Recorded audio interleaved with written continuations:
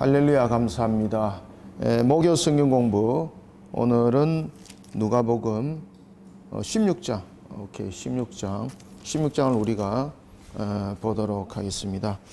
누가복음 15장이어서 오늘은 우리가 16장을 볼 때에, 자, 16장은 우리가 두 가지의 큰 내용들이 우리에게 이미 잘 알려진 내용들입니다만은 두 가지의 이제 큰 내용들이 전개되어지고 있습니다. 하나는 16장에서 보면 두 가지의 부분들이 등장하는데, 하나는 옳은 청지기죠, 그죠? 옳은 청지기.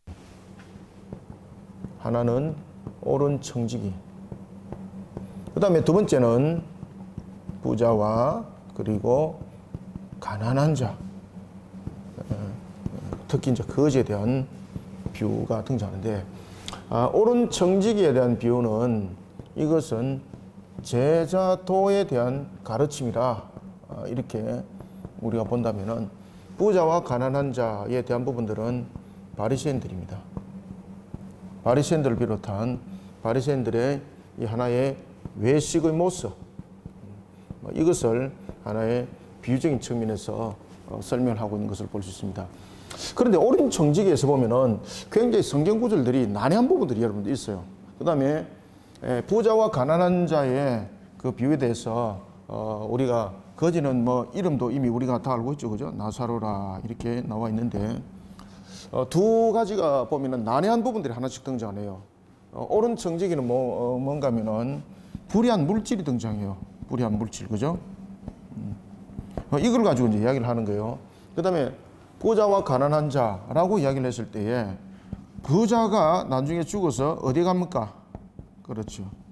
엄부에 가고, 가난한 자였습니다. 거지였죠, 그죠? 거지 나사로. 거지 나사로는 어디로 가는 겁니까? 낙원에, 천국. 낙원에 이릅니다. 그러면은 부자는 엄부에 가고 가난한 자는 낙원에 가는가? 이것이 아니고, 오늘 이 16장이 이 부분들을 굉장히 중요하게 다뤄주고 있습니다. 그래서 우리가 16장을 교리적 측면 또는 우리가 본문의 해석학적 측면에서 이 부분들을 매우 주시하셔야 됩니다. 그래서 우리가 교회학적 측면, 그 다음에 해석학적 측면, 성경신학적 측면에서 이 부분들을 함께 간추려야 될 내용들입니다. 자, 그러면은 우리가 16장이 31절까지인데 우리가 이미 이 내용들을 공부를 많이 해왔잖아, 그죠? 그래서 그렇게 깊이 있게 세세한 것들은 다루지 않고요. 우리가 쭉 보면서 이 내용들은 이제 치워도 되겠죠, 그죠? 내용들을 다뤄보도록 하겠습니다. 그러면은, 자, 우리가 본문들을 이제 읽어가면서 제 16장, 이 두 가지 비유를 다루고 있습니다. 두 가지 비유를 다루고 있는데, 제일 먼저 옳은 청지기에 관한 부분들이 무엇을 우리에게 증거해주고 있는지 한번 보도록 하겠습니다. 자, 그러면은 우리가 1절부터 한번 읽어가면서 합시다. 또한 제자들이 이르되, 여기서 이제 제자들은 어떤 제자들일까요, 여러분들? 여기서 말하는, 자, 제자들, 늘 제가 말씀드렸습니다만, 예수님의 제자들은 500명의 무리가 있었고, 그 다음에 120명의 무리가 있었고, 70명의 제자가 있었고, 그 다음에 12명의 제자가 있었죠, 그죠? 이 가운데서 이제 핵심적인 것이 베드로와 야고보와 요한 3명. 자, 오늘 여기서 이제 말하는 것은 이 12명의 제자들을 말하는 것이 아닙니다. 여기서 이제 제자들이라 말하는 것은 보편적 제자 아시겠죠, 그죠? 그러니까 일종의 이러한 하나의 무리를 형성하고 있는 이 16장에서 따라서 제자들이라고 말하고 있는 것은 이런 어떤 몇 명의 무리, 이런 부분들을 말하고 있는 것이 아니라, 여기서는 보편적 측면에서 예수님을 따른 자, 예수님을 따르던 자들, 지금 그들을 말하고 있는 겁니다. 예. 그래서 여기서 제자가 관해서 이야기할 때 12명을 이렇게 포커스를 꼽아서 이렇게 보시면은 안 됩니다. 자, 제자들에게 이제 이릅니다. 그러니까 보편적인 가르침이라는 것이죠. 이럴 때에 부자와 그리고 청지기에 관한 부분들에 대해서 비유를 통해서 제자도에 대한 가르침을 줍니다. 어떤 부자에게 청지기가 있었다, 그죠? 여러분들, 청지기의 역할이 무엇입니까? 청지기는 첫 번째 주인의 명을 부여잡는적인 측면에서 종과는 좀 다르죠, 그죠? 그죠? 종이라는 것은 자유함이 없는 것이지만은 청지기 같은 경우는 종 가운데서도 청지기가 있었습니다, 그죠? 그러면은 종들 일반 종들 가운데서도 청지기는 어떻게 보면은 종들 가운데서 머리 역할을 하는 거잖아요. 그리고 이 청지기 같은 경우는 일반적으로 두 번째는 사유적인 부분들이 어느 정도 인정이 되어 있었습니다. 근데 종과 다른 거예요, 여러분들 아시겠죠, 그죠? 그래서 청지기는 주인의 것을 관리하는 측면의 주인의 관리자다 이렇게 이제 보면 되겠습니다. 자, 오늘 이 청지기가 이제 주인이 떠납니다. 그래서 주인이 떠난 자리에 그가 주인의 대리자로서 관리자가 되는 겁니다. 그러면서 이제 재산들을 이제 관리를 하게 되는 거죠. 주인이 돌아왔습니다. 돌아왔는데 주인이 어떤 이야기를 들었는가 하면은 자신의 소유를 낭비했다라는 그 소식을 들었고, 그리고 실질적으로 주인이 그것을 확인해 봤습니다. 소문만 들은 것이 아니죠. 장부를 직접 가지고 대조를 해보지는 않았지만은 자신의 눈으로 점검을 해봤다는 이야기죠, 그죠? 그래 보니까 뭔가 모르게 셈이 다르다는 거죠. 자, 그래서 이제 주인이 청지기를 불렀습니다. 어떤 부자에게 청지기가 있었는데 그가 주인의 소유를 낭비한지라. 여기서 이제 낭비했다는 것은 관리하는 일에 있어서 충실하지 못했다는 거죠. 관리를. 주인이 들린지라. 주인이 2절 주인이 그를 불러 이르되 내가 네게 대하여 들은 이 말이 어찌 됨이냐. 그죠? 실망과 책망이죠. 네가 보던 일을 셈하라. 여기서 셈하라는 것은 첫 번째 직무의 무엇입니까? 중단을 시키는 겁니다. 직무의 중단. 그 다음에 두 번째 셈하라. 이 부분에서는 말 그대로 지금 장부 가지고 회계 장부 가지고 계산하라 그런 뜻이거든요. 그러니까 여기서는 직무를 중단한 것과 함께 회계의 양도입니다. 양도. 그 인수인계 하라는 거죠. 인수인계. 그래서 셈하라라고 이렇게 말을 하는 겁니다. 그러니까 여기서 청지기 보고 셈하라 그러니까 직무가 이제 중단되어 버렸고 회계에 대한 부분들을 양도를 하게 되면은 청지기가 살아갈 길이 없는 거잖아요. 사실 청지기는 사유적인 부분들이 일정 부분들이 인정이 되어 있는데 주인의 것을 관리함으로 그것을 통해서 자신이 이것을 녹을 받는 거죠, 그죠? 사익을 받는 것이죠. 그러면은 여기에서 자신의 직무가 중단돼 버리면은 어떻게 되는 겁니까? 생업이 완전히 난감해지는 거잖아요, 그죠? 생업이. 야, 큰일 났다. 3절 청지가 속으로 걱정하는 겁니다. 야, 큰일 났다. 나의 주권을 뺏겨버렸다. 그럼 나는 이제 무엇을 먹고 살고 고민하기 시작합니다. 자, 3절 청지기가 속으로 이르되 주인이 내 직분을 빼앗으니 내가 무엇을 할까? 땅을 파자니 힘이 없고, 그죠? 실질적으로 노동하고 싶지 않다는 것이죠. 노동할 의지는 없다는 것이죠. 힘이 없고 빌어먹자니 부끄럽고, 그죠? 그래서 생업을 이어가는 측면에서 구걸을 하자니 이거는 말도 안 되는 소리고 이걸 어떻게 될 것인가. 그러면서 곰곰하게 생각했습니다. 4절.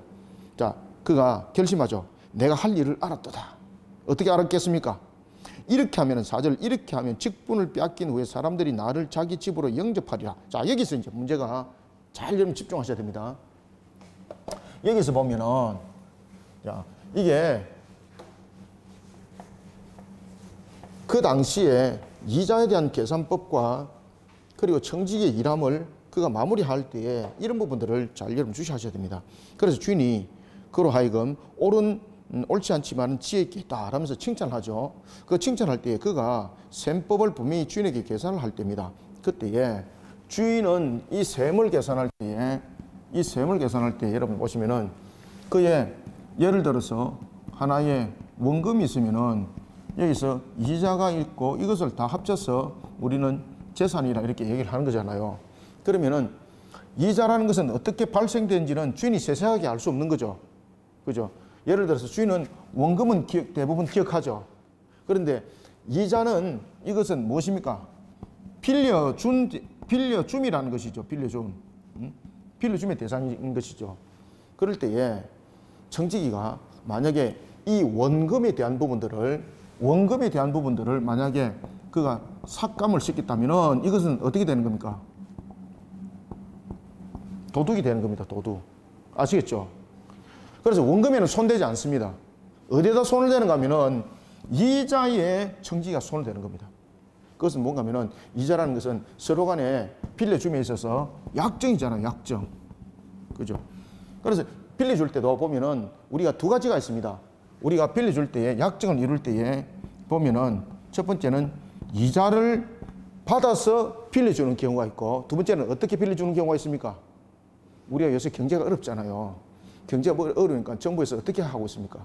저리의 이자도 있지만은 무상으로 이렇게 지원해주는 무슨 사업 같은 것도 있죠. 그죠? 그래서 이 빌려준다는 것은 두 번째는 이자를 통해서 이 이자는 고리에 대한 이자가 있고 두 번째 저리에 대한 이자가 있어요. 아시겠습니까? 그 다음에 두 번째는 빌려주는 데 있어서도 무상으로 빌려주는 것이 있어요. 그러면은 자 봅시다. 원금을 가지고 이자를 가지고 빌려주면서 재산을 늘릴 때였습니다. 재산을 늘릴 때에 여러분들 이자를 고리를 받게 되면은 이거는 또 어떻게 되는 겁니까? 남의 것을 훔치는 도둑이 되는 거예요. 그죠? 쉽게 얘기하면은. 그러면 결국은 이자를 받을 때도 저리를 받아야 되는 것이고 또 하나는 형제가 어려울 때는 우리가 어떻게 이야기를 하고 있습니까? 이방인들에게는 분명히 이자를 받고 빌려주되 형제들이 곤란할 때는 어떻게 하라 그랬습니까? 그렇지. 무상으로 이자를 받지 마라. 분명히 성경에서 그렇게 이야기를 하고 있죠. 그죠? 이 청지기가 이 부분들을 전부 다 적용을 시키는 겁니다. 그래서 이 본문들을 제가 그래서 말씀드리는 거 앞에 이 본문들을 교회학적으로 그러니까 신학적으로 성경 해석학적으로 이런 부분들을 우리가 면밀하게 검토를 하고 들어야 될 본문이다. 아시겠습니까? 그래서 이 부분들을 잘 이해를 하려면은 모세오경을 이해를 하셔야 됩니다. 모세오경 여러분 임대법 그 다음에 대출법에 대한 그 부분들이 613가지 법도 규례 속에 나타나죠. 그죠? 우리 이미 모세오경 다 공부를 했지 않습니까? 이 부분들이 지금 적용이 되는 거예요. 이게. 그래서 만약에 청지기가 이 원금을 가지고 자신이 삭감했다면 이 청지기는 용서받지 못합니다. 그런데 청지기가 빌려준 것에 대해서 이자를 손을 대는 겁니다. 이자를 손을 댈 때 그 당시에 이제 이 본문에 보면은 그렇습니다. 그 당시에 일반적 회계적인 측면에서 이야기를 할 때에 기름 같은 경우는 이자가 그 당시에 100%였습니다. 100%. 이거 여러분 이해됩니까? 이거? 어디에 해당되는 겁니까? 고리에 해당되는 거잖아요. 그죠? 그 다음에 두 번째는 보면은 이 밀 같은 경우는 이자가 몇 프로 정도 될까요, 여러분들요? 20%에서 25% 정도가 이자입니다.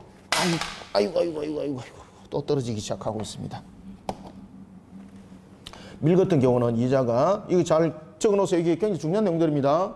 20에서 25%가 밀은 이자입니다. 여러분, 밀은 어떤 겁니까? 우리의 주식이잖아요.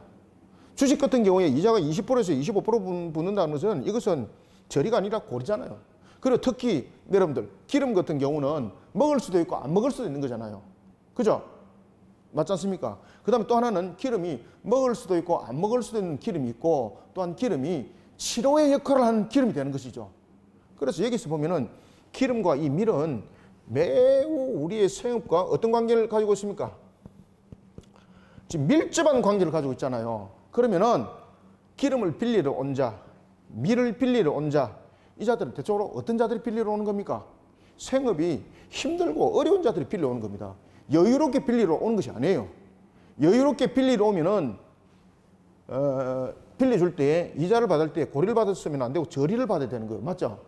그런데 생업을 위해서 빌리러 온 자는 물질에 대해서 제자들도 마찬가지입니다. 뒤에서 또 이제 물질관에 대해서 이야기를 하고 있고 제자도에 관해서도 그 이야기를 하고 있습니다만은 이 물질의 생업이 되었을 때는 어떻게 되는 겁니까? 무상으로 임대입니다. 무상임대. 그죠?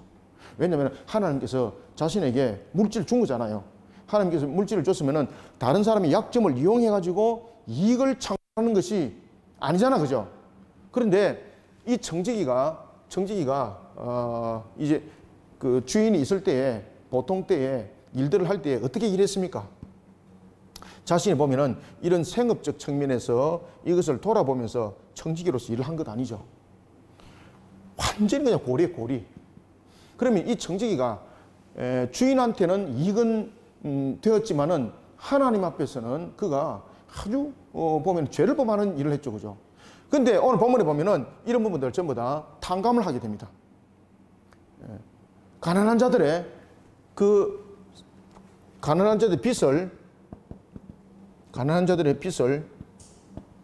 탕감을 해주게 되는 겁니다.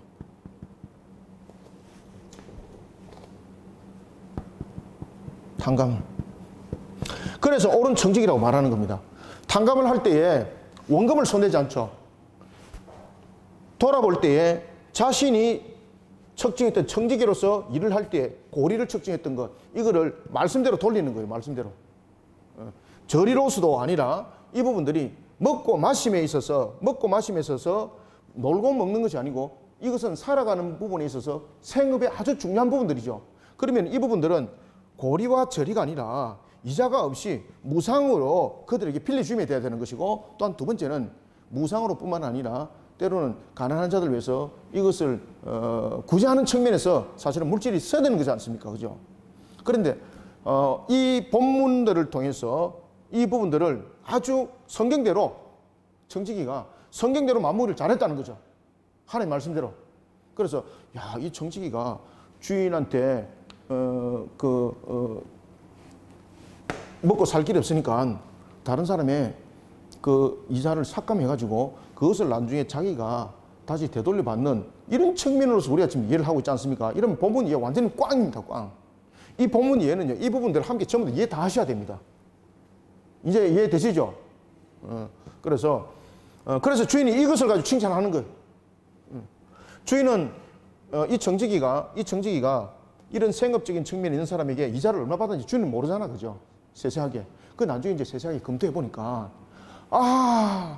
이 청지기가 자신이 살 길을 찾았는데 그 살 길을 찾은 것이 나중에 열어보니까 하나님의 말씀대로 바르게 집행을 한 거예요. 그죠? 그러니까 주인의 입장에서도 그것이 올바른 길이고, 청지기 입장에서도 자신의 살 길을 찾았음에도 불구하고 그 살 길이 자신의 유익한만을 본 것이 아니라 그 기준을 어디를 잡은 겁니까? 하나님 말씀대로 그 기준을 잡아서 그것을 회복시켰다는 측면이었습니다. 자, 그래서 옳다는 겁니다. 자, 한번 봅시다.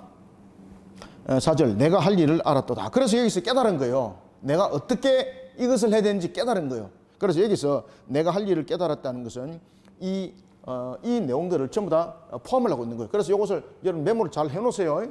아주 중요한 부분들이에요.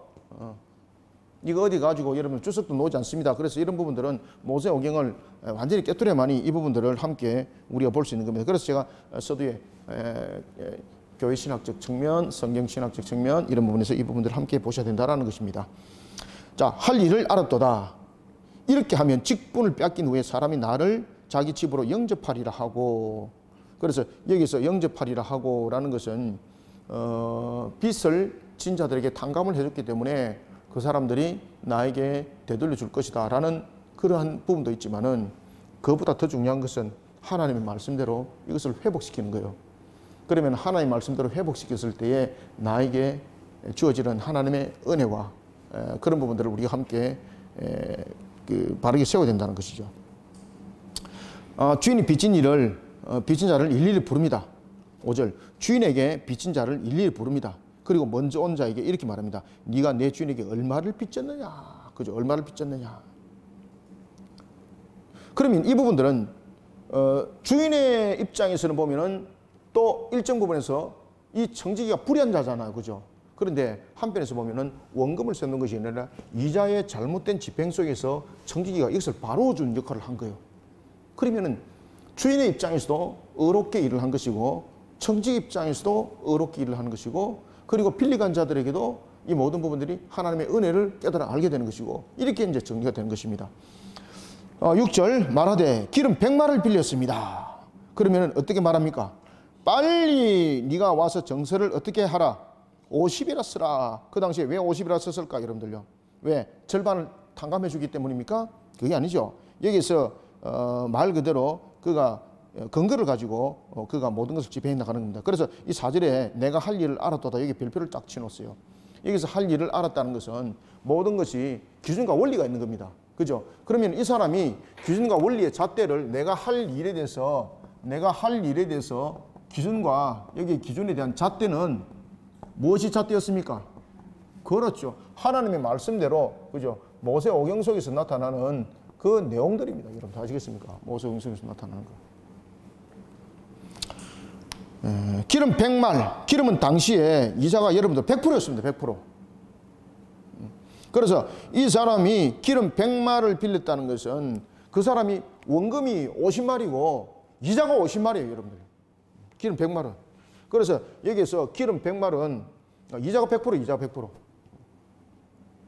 그래서 기름, 그 다음에 밀이라는 것은 사람의 생업과 밀접한 관계를 가지고 있는 거죠. 생업과 밀접한 관계를 가지고 있는 것은 하나님께서 이자를 계산하지 아니하고 그들에게 무상으로 주든지 아니면 무상으로 빌려주든지, 그죠? 그렇게 하라 그랬죠, 그죠? 그래서 그렇게 탁 고치는 거예요. 50으로 쓰라. 7절. 또 어떤 이가 왔습니다. 너는 얼마를 빚졌느냐? 밀 100석입니다. 자, 밀도 여러분들 무엇입니까? 사치 용도가 아니지 않습니까? 기름도 사치 용도가 아니잖아요. 만약에 밀과 기름이 사치의 용도 같으면 이것은 정당한 이자를 받아야 되는 거예요. 그런데 밀과 기름이라는 것은 생업이었고, 그 다음에 이 사람들이 빌리지 않으면은 자신들의 생명 자체가 위협을 당할 수 있는 거지 않습니까? 그래서 빌리는 거예요, 여러분들요. 여러분들, 밀을 갖다가 쓸데없이 여러분들 자신의 집에 인내하려고 빌린 사람 있습니까? 그거는 정신병자지. 그거는 밀을 왜 빌립니까? 먹고 마실 것이 없으니까. 그래서 그런 부분들에 대해서는 고리와 저리가 아니라 무상으로 빌려줘야 되는 것이고, 그리고 또한 무상으로 빌려주는 단계를 넘어서서 구제하는 일에 그들에게 흘려보내야 되는 것이죠. 그래서 밀을 얼마를 빌렸냐 물으니까 100석을 빌렸습니다. 정서를 가지고 왔습니다. 그때 얼마를 쓰라 그랬습니까? 80이라 쓰라. 그러면 왜 80이라 쓰라 그랬을까요? 그 당시에 이자율이 기름은 100%였고 밀은 이자가 20에서 25%입니다. 이거는 솔직하게 사람의 생업적 측면에서 약점을 통해서 자신의 유익감을 취한 거잖아요. 이것이 당시에 성경에서 말하는 법적인 것이 아니었습니다. 이것은 당시에 그들이 사회적인 측면에서 사회적으로 그들이 통용되었던 겁니다. 통용. 이런 사회적으로 통용되었던 것. 그러니까 이 사회적으로 통용되었던 이 제도가 여러분들 결국은 없는 사람들, 그리고 또한 가난한 자들, 그런 자들을 덩쳐먹는 역할밖에 하지 않는 거지 않습니까? 그래서 이 정직이 일이 옳다고 말하는 거예요, 이게. 삭감시켜 준 것이 옳은 것이 아니에요. 자기의 어떤 다음의 미래를 대비하기 위해서 이렇게 탕감해 준 것이 옳다, 이것이 아닙니다. 자신의 미래를 대비하기 위해서 나무 재산 손대면은 그건 옳은 일입니까? 그건 불의한 일이죠, 불의한 일. 그래서 사람들이 이렇게 가르칠 때에 아주 저도 어릴 때 그렇게 이야기를 듣고 아주 저도 야, 이거는 아닌데 그것을 탕감해줬다 그래가지고 그러면 그 탕감해주면 그것은 주인 재산 아닌가? 그 탕감해주면 주인과 의논한 것도 아니고, 그죠? 그 주인 재산을 솔직하게 도둑질한 것인데 그것을 어떻게 옳다고 말할 수 있느냐 말이에요. 말이 안 맞는 거 이게.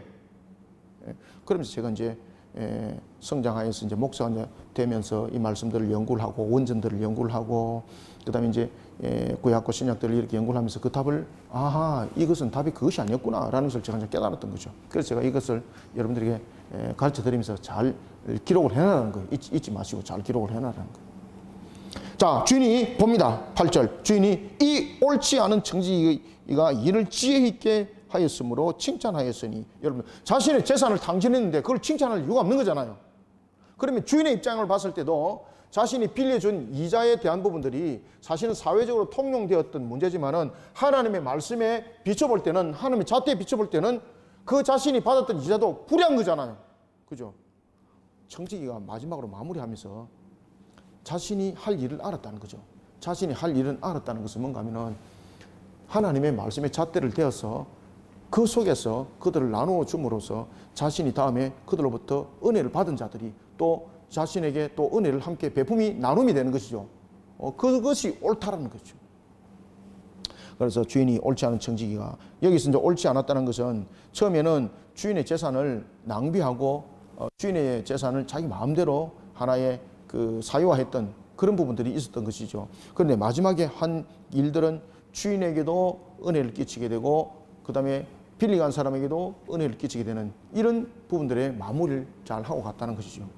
그래서 그 이야기를 하는 겁니다. 주인이 이 옳지 않은 청지기가 이를 지혜 있게 하였으므로 칭찬하였으니, 여기서 이제 칭찬했다는 것은 자신의 앞날을 대비했다는 거죠.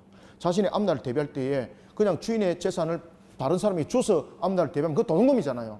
주인의 재산을 가지고 앞날을 대비할 때 어떻게 대비를 했습니까? 그렇죠. 하나님의 말씀에 잣대를 대어서 대비했다는 겁니다. 그래서 그가 옳다, 칭찬을 받는 겁니다. 이해됐습니까?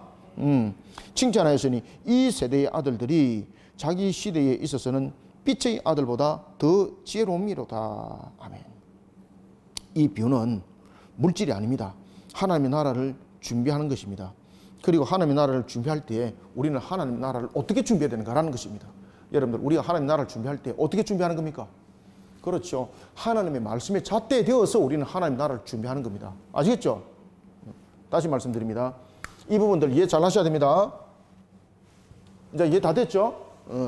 그래서 우리가 이 본문들 통해서 우리가 제자도 그리고 하나님의 나라에 관해서 이야기를 할 때에 우리가 제자도로서 걸어갈 길, 그 다음에 우리가 성도로서의 걸어갈 길, 우리에게 미래라는 부분들을 어떻게 준비할 것인가, 미래의 준비를 어떻게 할 것인가, 어떻게 준비하라고 그럽니까?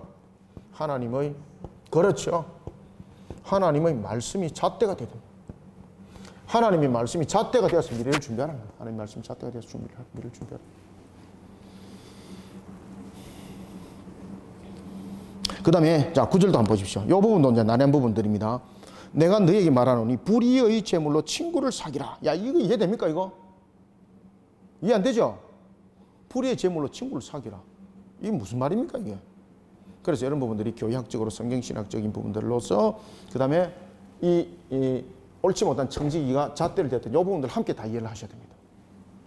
그럼 여기서 불의한 제물은 무엇인가? 정말로 이 부분들에 대해서 불의는 어떤 물질에도 보면은 불의한 물질이 있고 여러분 의로운 물질이 있습니다. 그런데 불의한 물질과 의로운 물질의 차이점은 무엇입니까? 물질이라는 것은 변화가 되지 않아요. 그 사람이 어떻게 사용하냐에 따라서 불의한 물질이 되고 어떻게 사용하냐에 따라서 의로운 물질이 되는 거죠. 그럼 여기서 불의의 물질이라는 것은 다른 부분들이 아니라 물질이 악하고 그런 부분들에 대한 특성들을 말하는 것이 아니죠. 이것은 다시 말하면 무엇을 말하고 있는 겁니까? 이 불이라는 것은 다시 말하면 세속적 재물을 의미를 하고 있습니다. 세속적 재물, 불이. 여기서 불이라는 것은 세속적 재물.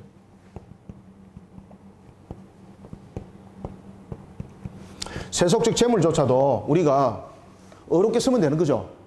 그렇다 그래서 이 세속적 재물이라는 것이 야 그러면 어렵게 쓰면 되는갑다 싶어가지고 도둑질 해가지고 그러면 내가 어렵게 쓰리라. 이건 아니죠. 그죠?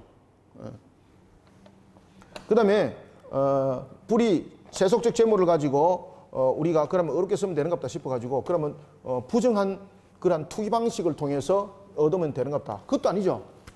여기에서 불이라는 것은 세속적인 재물이라는 것은 재물 속에서 어떤 세속적인 것이 있고 세속적이 아닌 것이 있고 이것이 아닙니다. 모든 물질은 여러분 세속입니다. 모든 물질은. 아시겠죠? 그죠? 모든 물질은 세속입니다. 모든 물질이 그렇습니다. 모든 물질. 모든 물질들은 세속 가운데 있지 세속 가운데 없는 물질이 어디 있습니까? 그래서 이 불이라는 것은 세속 가운데 있는 모든 물질을 말하는 겁니다. 그러면은 이 물질관에 대해서 이제 얘기를 하는 거예요. 이 물질관에 대해서 이것을 가지고 친구를 사귀라. 여러분들 여기서 친구는 누구를 말할까요? 왜 친구라는 단어를 썼을까요? 친구를 사귀라는 거예요. 우리가 여러분들 친구를 사귄다는 것은 옆에 친하게 두고 함께 하고 이런 부분들을 우리가 이제 친구라 말하지 않습니까? 그러면 여기서 말하는 친구라는 것은 뭔가 하면은 여기서 친구는 바로 가난한 이웃들입니다. 가난한 이웃들. 가난한 이웃들. 헐벗고 연약한 자들. 하나님의 형상. 그럼 여기서 친구를 사귀라라는 것은 본질적으로 무엇을 이제 말할까요?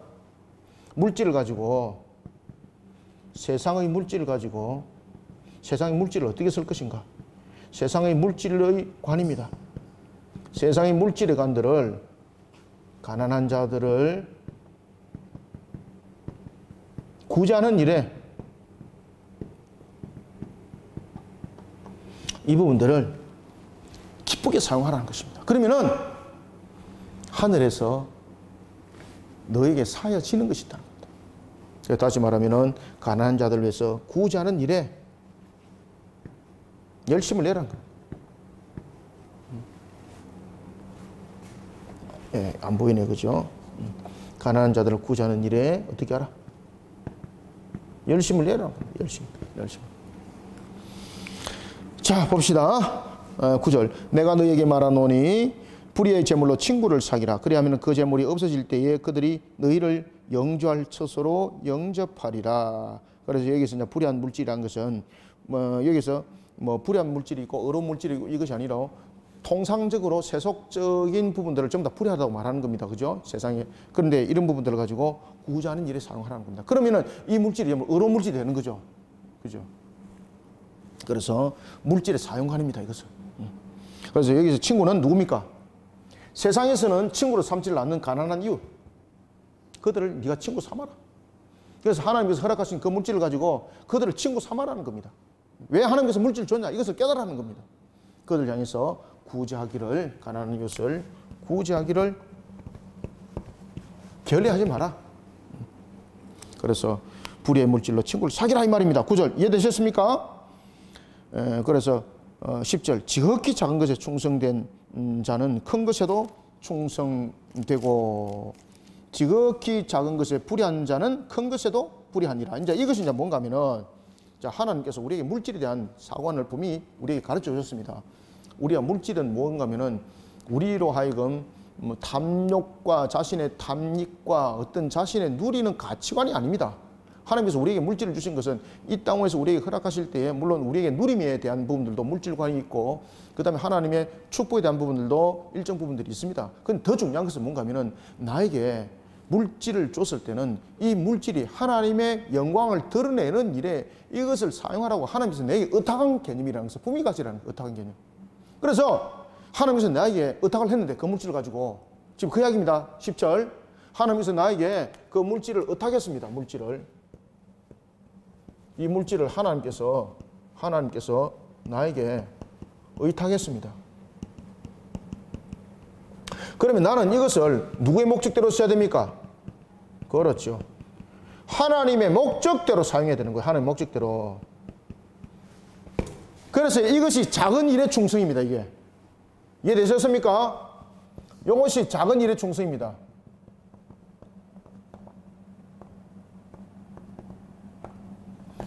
하나님께서 물질을 허락하셨습니다.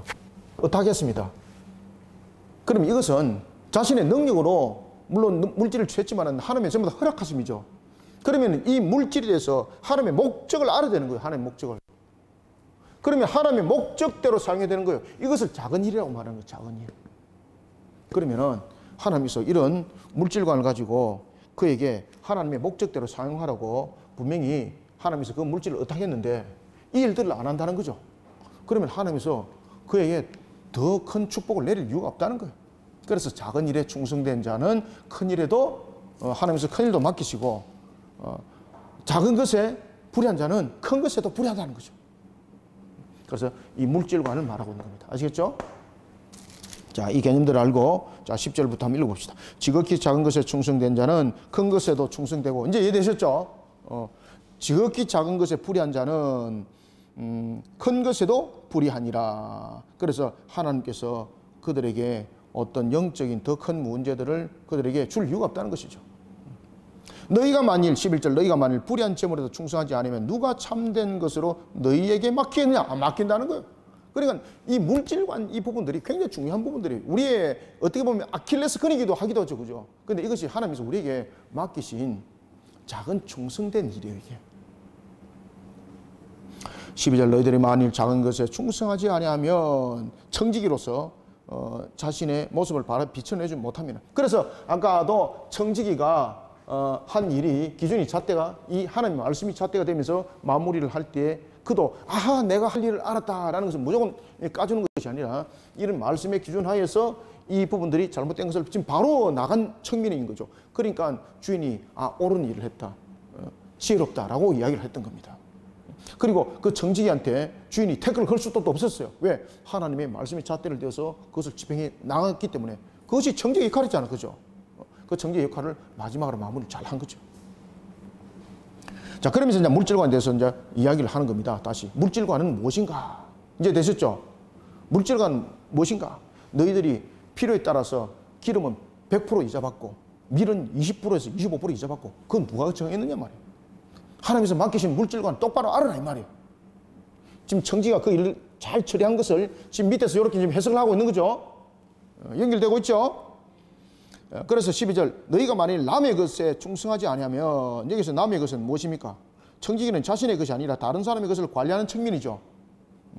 그래서 남의 것에 충성하지 않으면 누가 너희 것을 너희에게 주겠느냐 이 말이에요. 하나님께서 더 이상 그에게 줄 축복이 없다는 겁니다.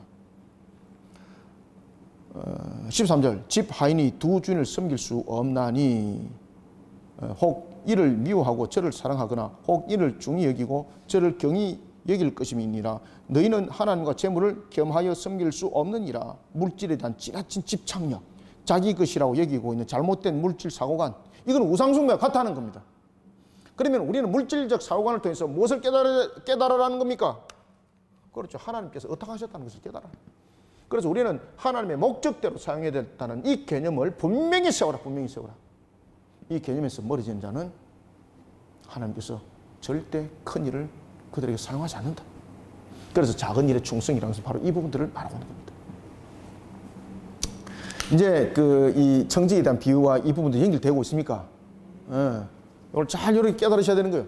그래서 그것을 그냥 성경 옆에다 제가 이렇게 설명한 것을 쭉 다 그냥 적어 놓으세요. 그냥 지나가면 나중에, 지금은 깨달지만 나중에 지나가면 또 모릅니다. 왜 그런가? 이 본문들이 난해한 부분들이 있거든요. 그래서 성경 옆에다가 제가 이야기했던, 강의했던 이 내용들을 다 적어 놓으세요. 그냥. 자, 그러면서 이제 바리새인들을 여기다 또 비유를 딱 하는 겁니다. 바리새인들은 돈을 좋아하는 자들이다. 바리새인들은 분명히 여러분 하나님을 가르치고 하나님을 바르게 예배하는 측면에서 바리새인들이지 않습니까? 그런데 이 바리새인들은 종교 행위자, 종교를 팔아먹는 사꾼들이다. 종교 행위자, 종교 사꾼들. 그래서 그들은 결국은 자신들의 물질을, 탐닉한 물질들을 끌어모으는 작은 일에 충성되지 못한 자들이다. 작은 일에 충성되지 못한 자들. 바로 이들이다. 자, 14절부터 읽겠습니다. 바리새인들은 돈을 좋아하는 자들이라. 여러분, 바리새인들 가운데서도 돈 좋아하는 자들이 있고 돈 안 좋아하는 자들이 있는 거잖아요. 지금 여기서 이제 말하는 것은 잘못된 사고관 속에 세워진 종교 지도자들을 탁 집어서 이야기를 하는 겁니다. 그래서 여러분들 구약에 기록된 물질에 대한 축복 개념들을 이들은 잘못 알고 있다는 거죠. 그래서 여러분들 보면 특히 이제 이런 부분들이 사두개인에게 강하게 나타났습니다. 사두개인들은 일반적으로 물질에 대한 부분들은 무조건 하나님의 축복입니다. 물질은 하나님의 축복과 저주로 그들은 나눕니다. 축복과 저주로 나눕니다. 그러면은 물질이 많으면 축복이고 물질이 없으면 저주입니다. 이런 사고관 속에 그들이 있었던 겁니다. 이런 엉터리 같은 사고관들. 그러니까 이들이 종교 행위를 통해서 자신들의 물질을 많이 끌어모으고 그 다음에 정치적 부분에서 높은 자리를 오르고 했던 이유는 이 사두개인들이 가지고 있었던 하나의 개념들이었습니다. 축복의 개념이었습니다. 그들의 축복의 개념. 그래서 그들의 천국은 어떤 개념인가 하면은 하나의 우리에게 현실 천국에 대한 개념을 가지고 있었습니다. 그래서 현실에서 많은 재물을 가지고 있으면 천국을 사는 것입니다. 현실에서 높은 자리에 올라져 있으면 천국을 사는 겁니다. 그것을 그들은 축복으로 여겼던 겁니다. 그런 물질적 사고관. 그렇기 때문에 낮은 자리에 있고 저주에 임하는 자들은 천국을 사는 것이 아니라 그들은 말 그대로 하나의 지옥을 살아가는 그런 모습인 것이죠. 또한 사두개인들은 부활을 믿지를 않았습니다. 그렇지만 그들은 부활에 대한 개념은 있었습니다. 어떤 개념을 가지고 있는가 하면 후손이 내가 자녀를 낳잖아요. 그럼 그것이 부활인가 그냥 옆구리에서 씨가 나오는 거. 그래서 그들에게는 천사론도 없고 부활론도 없고 그 다음에 내세 천국론도 없습니다. 그래서 현실적 측면에서 이런 부분들을 가지고 그들이 불의한 재물들을 모으고 이 속에 또한 바리새인도 함께 했던 거죠. 그래서 바리새인들은 돈을 좋아하며 라고 이야기를 하는 겁니다. 예수님께서 그들을 이제 빗대어서 하는 이야기죠. 잘못된 율법적 사고 속에서 사람들을 오히려 가둬놓고 그리고 그것을 이용해서 자신들의 탐닉을 구하는 그들, 대표적인 사람들을 지금 말하고 있는 겁니다. 예수께서 이르시되 15절 너희는 사람 앞에서 스스로 옳다 하는 자들이나 너희 마음을 하나님께서 아시나니. 그죠? 여러분, 하나님이 우리 마음을 어떻게 알아요? 아니 계시는 것이 없지 않습니까? 우리의 마음에도 하나님께서 거하시고 모든 부분들에 아니 계시는 곳이 없고 모르는 것이 없고, 그죠? 전지하시고 전능하시고 무소부재하신 하나님. 그 얘기를 딱 하는 거죠. 내 마음을 하나님께서 아시나니 사람 중에 높임을 받는 그것은 하나님 앞에 미움을 받는 것이라. 여러분들, 사람 앞에 높임을 받는데 왜 하나님 앞에 미움을 받습니까? 아닙니다. 그러면은 다윗이 왕이면은 그러면 하나님 앞에 미움받나요? 히스기야가 왕이면은 하나님께 미움받나요? 아니에요. 여기서 이제 높임 받는다는 것은 제가 앞에도 이야기했던 것처럼 이런 사두개인의 가지고 있는 잘못된 축복관들, 그죠? 이런 부분들을 말하고 있는 것이지 무조건 높은 자리, 낮은 자리 이것을 말하고 있는 것도 아닙니다. 너희는 사람 앞에서 스스로 옳다 하는 자들이나 너희 마음을 하나님께서 아시나니 사람 중에 높임을 받는 그것은 하나님 앞에 미움을 받는 것이니라. 진정으로 존경받는 자가 아니라는 겁니다. 스스로 의인인 채 하는 것, 그죠? 그런 교만한 생각, 그게 사로잡힌 자들, 잘못된 축복한다. 16절, 율법과 선자는 요한의 때까지요. 여기서 요한의 때까지라는 것은 왜 이런 얘기를 할까요? 역할들과 사역입니다. 여러분들, 요한이 왜 옥에서 그가 순교를 당했을까요? 어떻게 보면 억울하잖아요. 열심히 일하다가 끝나는 거잖아요. 좀 열심히 일했으면 좀 누릴 거 좀 누리고 세상 가운데서 좀 높은 자리도 좀 올라가고 이래야 되는 거잖아요. 이것이 잘못된 사고관이라는 것이죠. 우리가 이 땅을 살아갈 때에 하나님께서는 허락함이에요. 모든 것은 하나님 나라를 이루시는 측면에서 허락함이에요. 그래서 요시아 같은 경우는 여러분 마음도 안 돼서 39에 그가 머기토 전투에서 하나님께서 거둬가심이잖아, 그죠?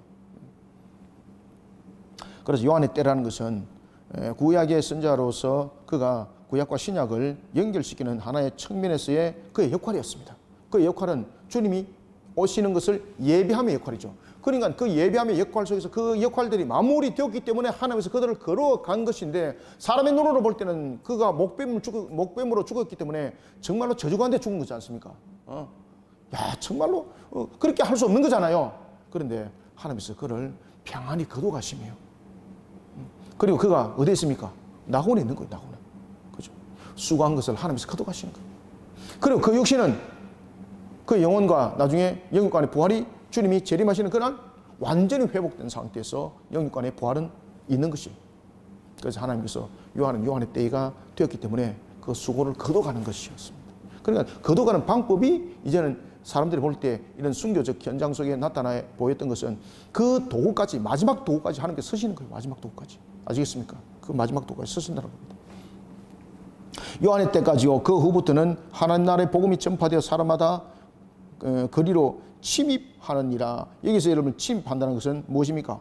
복음을 듣고 그리스도를 믿는 믿음의 적극적 모습이 나타난다는 거죠. 지금까지는 무엇을 그들은 내세웠습니까? 혈통과 할례와 그리고 율법을 내세웠지만 이제는 무엇이? 믿음의 법이, 그죠? 믿음. 그래서 예수님께서 세례 요한이 순교 당하고 난 뒤에 예수님께서 제일 먼저 사역을 했던 것이 어떤 사역을 했습니까? 회개하라, 천국이 가까이 왔느니라 라는 회개의 복음, 하나님 나라의 복음의 전파였습니다. 그래서 그 이후로는, 그러니까 요한의 때 이후로는 이제 무엇입니까? 이제 예수님께서 그 모든 것들을 성취해 나가는 측면에서 이제 예수님 자신이 이제 복음이 되는 거죠. 그 말입니다. 그래서 그 복음이 사람들에게 침입을 한다는 거죠. 우리의 심령들을 일깨우고, 우리의 심령들을 일깨워서 회개시키고, 그죠? 믿음을 주시고, 이게 사람의 의지로 되는 것이 아니라 그 복음의 능력으로서 사람의 심령들을 회개시키고, 그리고 그들을 바르게 이렇게 세워서 이제 천국 백성을 삼는다는 것이죠. 그러나 17절, 그러나 율법의 한 획은 떨어짐보다도 천지가 없어짐이 쉬우니라. 여기서 말하는 율법의 한 획이 떨어진다는 것은 무엇이죠? 하나님의 말씀은 취소될 수도 있고 변경될 수도 있다는 뜻입니까? 율법의 한 획도 떨어짐보다 천지가 없어짐이 쉽다. 천지가 없어지는 것보다도 율법의 한 획이 없어지는 것이 더 어렵다는 거죠. 그죠? 야, 이거 가능합니까, 이거? 이 말은 무슨 말입니까? 하나님의 말씀은요, 선포된 말씀은 변경되지 않고 취소되지 않는다는 겁니다. 그죠? 변경과 취소가 없다. 하나님의 말씀은 변경과 취소가 없다. 그래서 오늘 이 본문들은 이래 좀 설명을 안 들으면 좀 난해한 부분들이죠, 그죠? 그래서 그런 부분들은 여러분들이 지금 그 녹화를 들으신 분들도 그냥 듣고 지나가지 마시고요. 성경에다 옆에 다 적어 놓으세요. 성경은 여러분들 우리가 읽고 또한 공부를 하는 데 있어서 역할을 하는 것입니다. 그렇기 때문에 성경은 필요한 부분들은 옆에다 써놓으세요. 성경책이 여러분들 우상화되면 안 됩니다. 그래서 어떤 분들은요, 성경을 일주일에 한 번씩만 보는 거예요. 어떻게? 교회 갈 때만 딱 제일 위에 탁 모시다 놔놓고 먼지 착 닦고. 이 뭐 여러분들 이거 신단자와 똑같이 그 뭐 무슨 것이 성경입니까? 성경은요, 날마다 우리의 마음을 밝혀야 되는 거예요. 그죠? 그래서 모르는 것들이 있으면 옆에다 기록을 해놓고, 체크도 해놔놓고, 그렇게 하는 겁니다. 아시겠죠? 성경은 여러분 신도자처럼 모시면 그건 우상숭배입니다. 우상숭배. 성경은 하나님의 말씀을 조명할 수 있도록 우리에게 주신 것이기 때문에 이것을 적극적으로 활용을 하셔야 되는 거예요. 어디까지 했습니까? 17절. 오케이. 그래서 하나님의 말씀은 절대 취소나 변경이 되지 않는다. 이해되셨죠? 하나님의 말씀은 변경이 없고 그리고 취소가 없다. 이것이 하나님의 불변의 속성입니다. 하나님의 불변의 속성에 보면은 나타나고 있는 거죠. 하나님의 속성 속에서 불변의 속성입니다. 그래서 말씀은 변경되지 않고 취소되지 않습니다. 18절. 무릇 자기 아내를 버리고 다른 데 장가 드는 자도 간음함이요. 이게 여러분 무슨 내용입니까? 이 모세오경에 대한 내용이죠. 그죠? 무릇 자기 아내를 버리고 다른 데 장가 드는 자도 간음함이요. 무릇 버림당한 여자에게 장가 드는 자도 간음함입니다. 당시 바리새인들은 율법의 규정을 여러분 어기고 어떤 그들의 정신을 발휘했습니까? 분명히 하나님께서는 아내를 버리고 다른 데 장가가는 것, 이런 부분들을 간음이라고 그랬습니다. 근데 그들은 어떤 이야기를 하고 있는가? 모세오경에 보면은 모세가 무슨 이야기를 했습니까? 이혼 정서를 써주면 된다고 얘기했지 않습니까? 그런데 그것을 이혼 정서를 써주는 것은 그것은 이혼이 합법화된다는 것이 아닙니다. 그 여인이 부당한 부분들에 대해서 증명해 주는 겁니다. 대체로 이혼을 당하는 이유가 무엇입니까? 이 여인이 간음했다든지, 그죠? 그런 부분에서 이 여인을 이제 버려내는 측면인데 이 여인이 간음한 적이 없어요. 그냥 남자가 이 여자가 싫은 거예요. 그래서 이혼해버렸어요. 그럼 이혼했다는 정서를 써주면 이혼이 된다라고 이 바리새인들은 그렇게 이야기를 하고 있는 거 이제. 하나님께서 언제 그렇게 말했냐 말이에요. 이 여인의 억울함을 해소하는 측면에서 그 정서를 써주라는 것이지 이혼 정서를 쓰면 이혼할 수 있다. 그것이 아니에요, 여러분들요. 그래서 이 바리새인들은 이혼의 합법화를 이렇게 해석을 하는 거예요, 이게. 하나님께서 어떻게 그렇게 말했냐 말이에요, 어떻게. 그래서 당시 바리새인들은 율법의 규정을 어기고 정당한 이유도 없이 이혼 정서만 써주면 이혼한 것으로 가르쳤어요, 여러분들.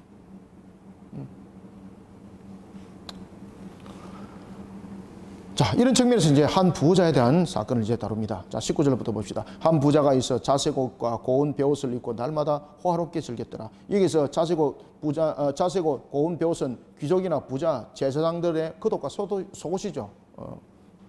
그런데 나사로가 있었습니다. 한 거지였습니다. 헌데투성이었습니다. 그 집 때문에 버려진 자였습니다. 자, 여러분들, 여기서 나사로는 자신의 혼자의, 우리가 이제 세상을 여러분 살다 보면은 우리가 참으로 노동을 하고 싶어도 노동을 하지 못하는 현실에 놓여질 때도 있습니다. 노동을 해도 우리에게 어떤 거두어들여지는 것이 없을 때도 있습니다. 그죠? 지금 여기서 나사로가 왜 그가 거지가 됐을까라는 것입니다. 여기서 나사로가 거지가 된 이유는 바로 어떤 노동적인 측면에서 게을러서가 아닙니다. 이 나사로가 여러분 잘 아셔야 될 것은 이 나사로가 거지가 된 이유는 그가 하나님의 말씀대로 불의함을 함께하지 않습니다. 불의한 물질을 찾지 않습니다. 그러므로 인해서 가난해진 자입니다. 그죠? 그러면은 이 나사로는 또한 한 부자의 비유적인 측면에서 보면은 부자는 앞에도 이제 물질관에 대해서 이야기를 했죠. 물질은 하나님께서 하나님의 의탁이라 그랬죠. 그러면 이 부자는 하나님이 주시는 이 물질을 보고 불의함과 함께 취하지 않은 상태 속에서 거지가 된 나사로, 이를 어떻게 되는 겁니까? 돌봐야 될 의무가 있습니다. 돌봐야 될 물질을 가지고. 이해되십니까? 돌봐야 할 의무가 이 속에 지금 부여된 겁니다. 이 의무를 그가 감당하지 않습니다, 이제. 그래서 그가 하나님 앞에 죄가 되는 겁니다. 자, 봅시다. 20절. 그런데 나사로라 이름하는 한 거지가 헌데투성이로 그의 대문 앞에 버려진지라. 대문 앞에 버려졌다는 것은 나사로가 이제는 이란 속에서 스스로 버려졌다는 것은 스스로 어떻게 문제를 해결할 수 있는 능력이 있다 없다. 그렇죠. 그가 거지가 되었습니다. 게을러서 거지가 된 것 아닙니다. 불의함을 취하지 않은 것으로 인해서 거지가 되었습니다. 그런데 문제는 뭔가 하면 이제는 스스로 자신의 몸도 가를 수 없는 이런 상태가 되어버렸습니다. 그럼 누군가가 돌봐줘야 되는 거잖아요. 그럼 누가 돌봐줘야 되는 겁니까? 하나님께서 의탁한 자는 이런 부분들을 돌아봐야 된다는 겁니다. 심지어 이 거짓 나사로가 어디에 지금 있었습니까? 지금 부자 대문 앞에 있어요. 부자 대문 앞에. 누구 대문 앞? 그렇죠. 부자 대문 앞에 있어요. 그러면 이 부자는 이가 스스로 해결할 수 없다는 것을 알고 돌봐야 될 의무가 있어요. 돌봐야 될 의무가. 21절. 그 부자의 상에서 떨어진 것이 있었습니다. 그런데 자, 여러분 보십시오. 나사로가 그 주인의 상에 있는 것을 먹었습니까? 상우에 있는 거 안 먹었습니까? 안 먹습니다. 왜 그렇습니까? 상우에 있는 것은 여전히 주인의 것입니다. 상우에 있는 것은 여전히 주인의 것입니다. 그렇기 때문에 나사로가 먹지 않습니다. 자, 상우에 있는 거 떨어집니다. 떨어진 것은 주인이 버렸다는 이야기지 않습니까? 그리고 또 하나는 이 떨어진 것은 일반적으로 사람들이 먹지 않습니다. 왜 그런가 하면 떨어짐은 이것이 부정함이라고 얘기했던 겁니다. 상에서 떨어진 것은. 그래서 사람들이 먹지 않습니다. 그리고 나사로는 이 떨어진 부정한 것조차도 그가 먹으려고 했지만은 그가 스스로 해결할 수 있는 능력이 있습니까? 없습니까? 없으니까 이거조차도 먹지 못하는 겁니다. 그때 이 떨어진 것을 누가 먹습니까? 개들이 먹는 거죠. 개들. 개들이 먹도록 방치하면 안 된다는 거죠. 개들은 쉽게 말하면은 이게 부정한 자들이죠. 그러면은 부자는 이것까지 관리를 해야 된다는 거죠. 사실은 나사로가 떨어진 것을 먹도록 내버려 두면 안 된다는 거죠. 그런데 부자는 모든 것에 대해 방치를 했습니다. 심지어 자신의 상우에 음식이 남았습니까? 안 남았습니까? 음식이 지금 남았습니다. 떨어진 이유가 무엇입니까? 음식이 남았고 떨어진 겁니다. 그죠? 그러면 상우에는 여전히 음식이 있습니다. 음식이. 그런데 나사로가 이 상우에 있는 것을 먹지 않습니다. 그죠? 그렇게 그는 하나님의 말씀 속에 그는 살아갔던, 그러면서 가난한 자가 되었습니다. 그러면은 하나님께서 이 부자에게 물질을 준 것은 돌아보라는 의무였습니다. 나사로는 이제는 몸이 병들어서 스스로 해결할 수 없는 위치에 있습니다. 그래서 오늘 본문에 보면은 헌대투성이다라고 말하지 않습니까? 스스로 지금 해결할 수도 없는 그런 조차에 있는 그 나사로 부자가 안 돌아보는 거예요. 심지어 상우에 음식은 남았습니다. 그러면서도 안 돌아보는 거예요.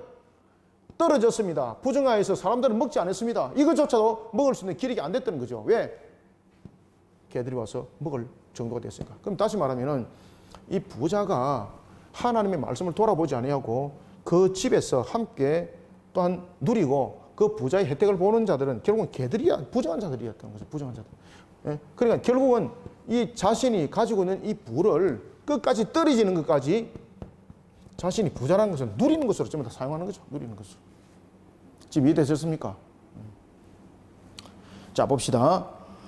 그래서 그가 하나님의 말씀대로 그가 살아가지 못한 그런 부분들. 그래서 하나님께서 여러분들 작은 것에 충성되지 못한 자는 큰 것에도 충성되지 못하고 그들은 그 불의한 그 재물을 통해서 오히려 자신의 죄가 기억된다 했습니다.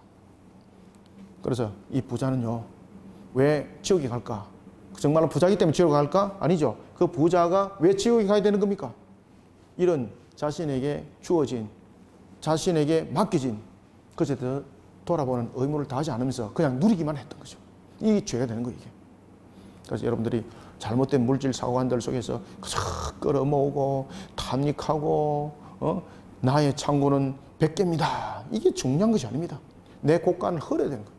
그래서 교회가 크고 작고를 갖다가 여러분을 가지고 우리의 목표는 10,000명의 교회가 목표입니다. 여러분 이거는요 하나님 앞에 난주 불의합니다. 이거. 이 부자와 같은 이 모습입니다. 교회가 어떻게 됩니까?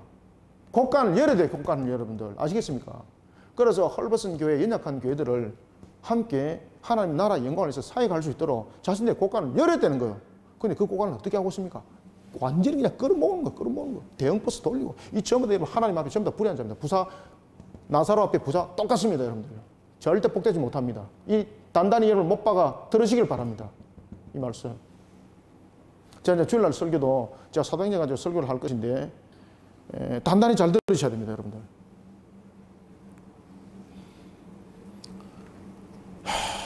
참 교회가 교회 값을 감당하지 못하니까 지금 이게 여러분들 이게 그 바리새인들만 향해서 하는 소리가 아니라 지금 여러분들 이 잘못된 교회관 속에서 하나님께서 지금 지적하고 있는 거예요, 이거. 그런데 그렇게 가르치는 사람들이 없더라는 거예요. 참 진짜 답답한 거죠, 그죠? 그러면서 엉뚱한데 자꾸 비유해가지고 말이지. 교회가 여러분들요, 지역에 관해서 굳이 하는 일에 자신의 값을 다 해야 돼요, 여러분들요. 말씀을 가르치고 바른 교리 가운데 우리의 영적인 모습들을 세워줘야 되는 것이고, 그 다음에 가난한 자, 헐벗은 자들을 돌아볼 의무가 교회는 있어요, 여러분들요.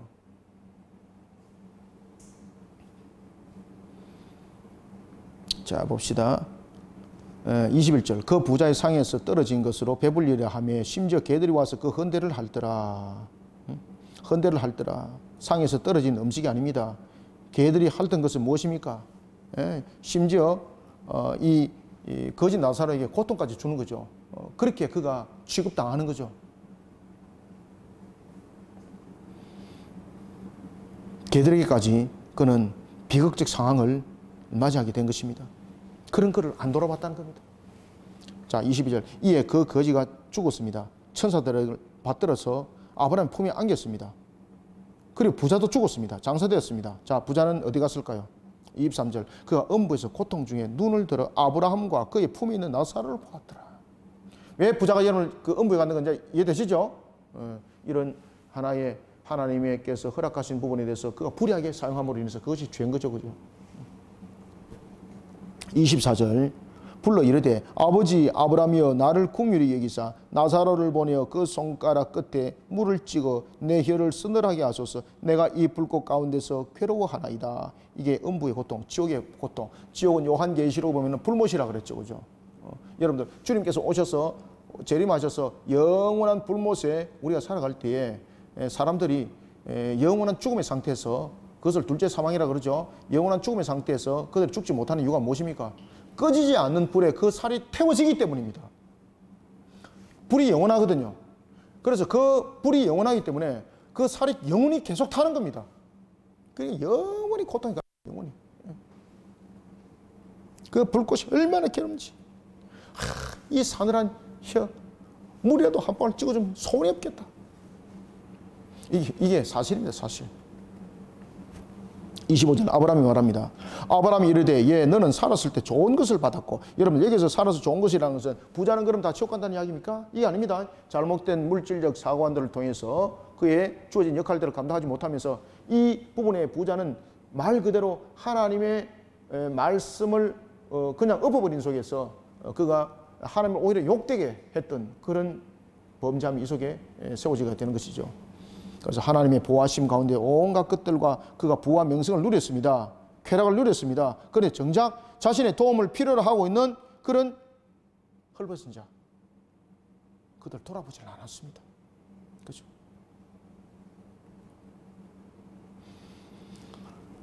너는 살았을 때 좋은 것을 받았고 나사로는 고난을 받았으니. 나사로가 고난받았기 때문에 여러분 그 낙원 간 것 아닙니다. 나사로는 바로 하나님의 말씀을 지키면서 불의한 것을 취하지 않는 자였습니다. 그렇게 해서 가난하게 되었습니다. 그러므로 인해서 또한 살아가면서 병까지 들었습니다. 스스로 해결할 수 없었습니다. 그러면은 그는 죽어야 마땅하냐나요? 아닙니다.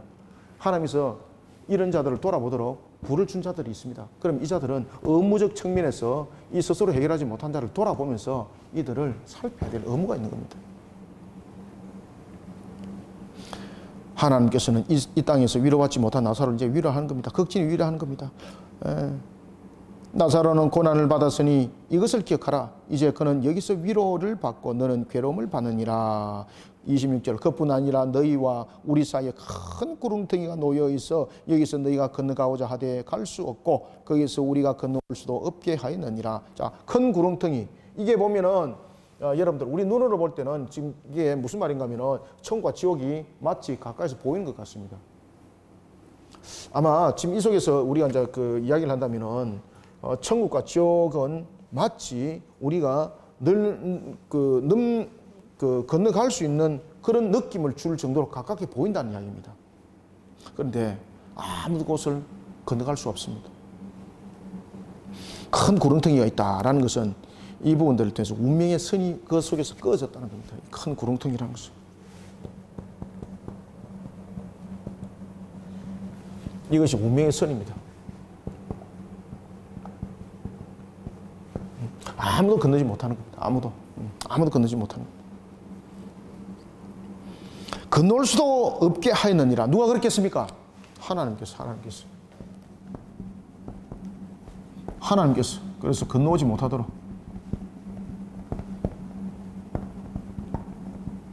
하나님께서 그 선을 껐다는 거죠.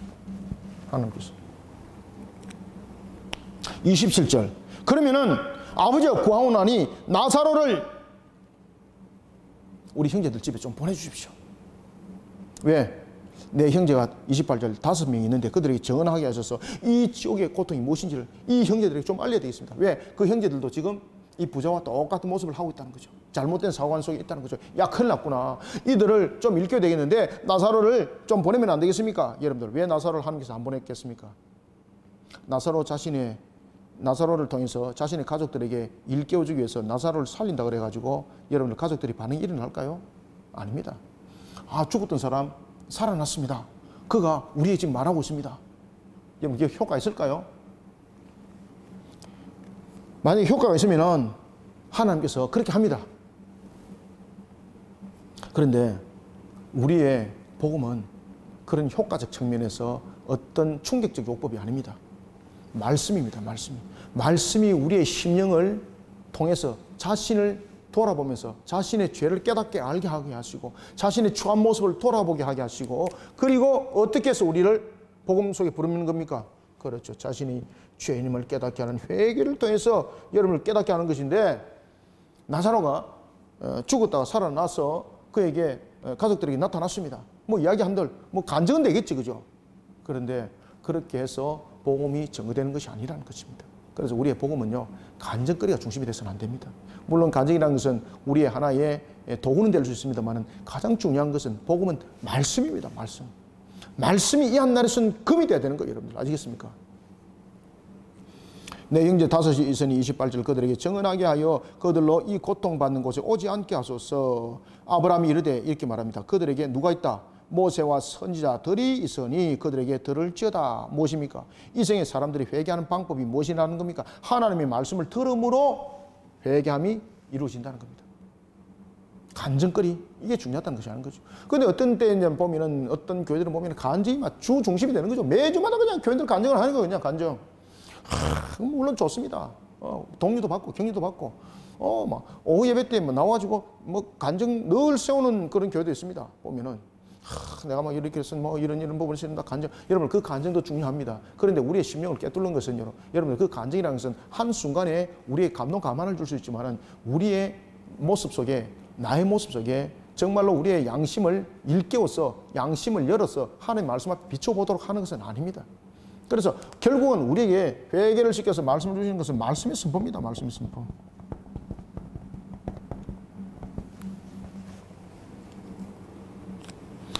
그래서 모세와 선자가 있다라고 말을 하는 겁니다. 그들에게 듣는다고 말하는 겁니다. 말씀의 선포를 통해서 회개의 구원이 이르게 된다는 겁니다. 30절 이르되 그렇지 아니하나이다. 아버지 아브라함이여 만일 죽은 자에게서 그들에게 가는 자가 있으면 회개하리다. 자, 지금 이게 무슨 이야기죠? 말씀의 선포가 아니라 죽은 자가 지금 살아나서 가게 되면 더 효과 있지 않습니까? 라고 말하고 있는 거죠. 그때에 무슨 이야기를 하고 있는 겁니까? 31절 함께 읽습니다. 시작. 이르되 모세와 선지자들에게 듣지 아니하면 비록 죽은 자 가운데서 살아나는 자가 있을지라도 권함을 받지 아니하리라 하였다 하시니라. 아멘. 진리의 말씀을 가장한 바리새인과 같은 자들에게 그런 위선적 거짓말, 말장난 그 속에 구원은 없습니다. 아무리 간증이 탁월하고 아무리 간증이 뛰어나도 그 속에 구원이 없습니다. 모세와 선자들에게 듣지 아니하면은 죽은 자 가운데서 살아난 자가 있을지라도 구원함을 받지 않는다. 오늘도 우리에게 말씀의 증인으로서 그래서 제자들이 해야 될 일이 무엇입니까? 간증의 중심이 아니라는 거죠. 제자들이 해야 될 사역들이 무엇이라는 겁니까? 말씀의 바른 사역, 말씀의 바른 사역. 그래서 우리는 정말로 무엇보다 중요한 것은 말씀의 바른 사역과 바른 교리의 사역이 우리에게 너무나도 중요한 것입니다. 그래서 우리가 바른 말씀을 우리가 가르치고 그리고 선포하고 그 다음에 바른 교리를 가르치고 이 부분들을 통해서 우리로 하여금 하나의 거울이 되는 역할을 하는 그런 사역들을 펼쳐나갈 때 주님 기뻐하는 겁니다. 여러분. 아시겠죠? 그죠? 자, 오늘은 우리가 여기까지 하겠습니다. 누가복음 우리가 16장 여기까지 했습니다. 자, 여러분들 오늘 본문을 여러분들이 잘 깨달으시고 본문들 속에 좀 난해한 부분들이 있으면은 다시 한 번 더 돌려보고 잘 정리하여서 여러분들이 신앙에 많은 도움이 되기를 바랍니다. 자, 감사합니다. 수고하셨습니다.